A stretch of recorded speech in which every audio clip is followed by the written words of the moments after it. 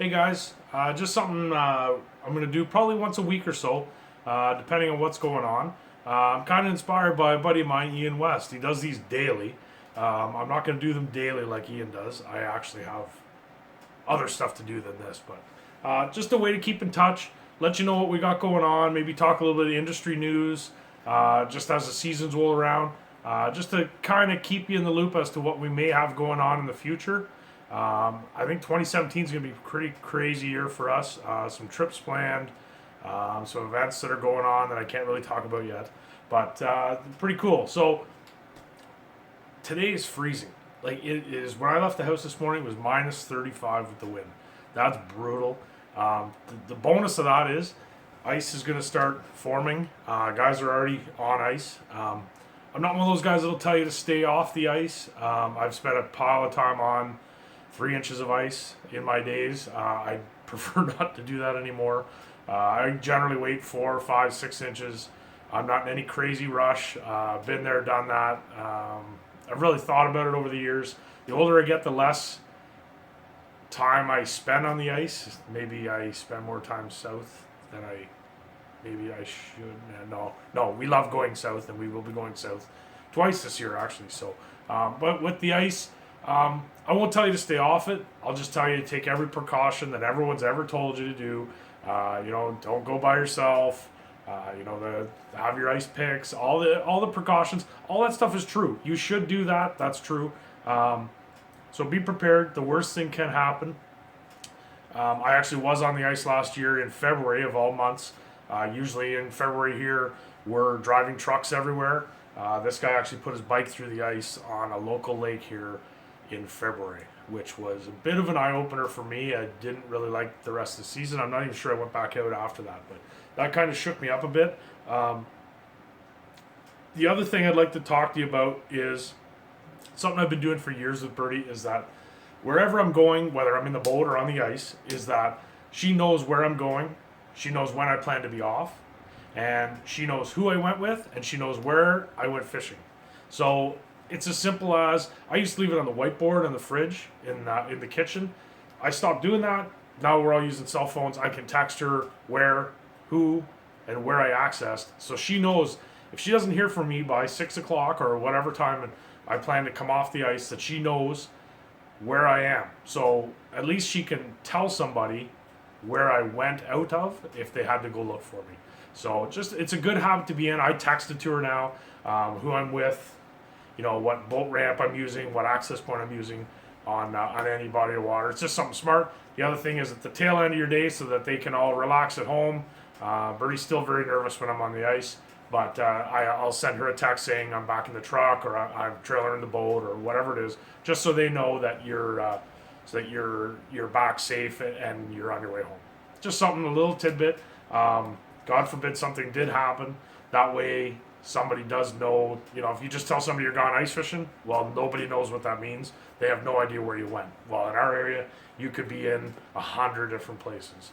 So just let somebody know where you went out of and who with and what time you're coming home. So this week, kind of circled around an article about pure fishing, some massive cuts. I read that two different ways. Of course, the industry, it scared everyone in the industry. Guys are losing sponsorships. Events are going to lose sponsorships because of it. I can tell you from my other job that that's not uncommon. In my other job, which some of you know who I work for, it gets to a point in a company where they have shareholders and they have to answer to these people. And if you don't answer to these people, there's problems. So in order, say you can't make more money, you can't make any more money than you're making. Say you can't increase sales anymore. So the only way you can become more profitable is to shave money, savings. I do it in my own small business. If I can buy gas at 90 cents instead of $1.05, I'm going to fill everything up at 90 cents and save a bit of money. That's how businesses should operate, right? So they're looking at ways they can cut costs, because that company's answering to another company and way up the line, and that's how it works. So they have to actually keep that in mind with all these sponsorships that they're doing, whether they're pro anglers or events or whatever it is. So it's just cost cutting measures, It's nothing new. The industry is probably pretty fragile right now, honestly, from the guys I talk to in the industry that are out there. But it'll bounce back. It always does. It's fishing is not going away. Too many people love it, and the money's always going to be spent. So another thing happened this week, coincidentally. Berkeley B1 announced that they were going to go to Quinte. The city of Belleville gave the B1 organizers $32,000.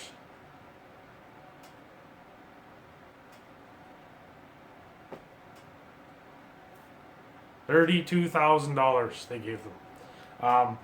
Great for Ben. Great for Ben and his crew, and I'm sure he'll put on a hell of a show. Who I feel sorry for is the other tournament organizers, being one myself, that how many times these guys have been in the Belleville area, have been in the Quinte area, and have never received anything from the city of Belleville, ever. So they might be a little bitter about this, understandably so. Nothing against Ben. Ben did a hell of a job and obviously a hell of a presentation to be able to get this money from the city to be able to hold this event there. And I'm sure he'll do a bang-up job with it if he gets the teams there. But I feel for those local guys that have been trying to put on events there for a long time, for a guy from not even around the area to come in and swoop that out from under you, that's got to hurt. But that's how it works sometimes. So I just came in, actually. Like I said, it's freezing outside. I just came out from out baiting out back for Birdee.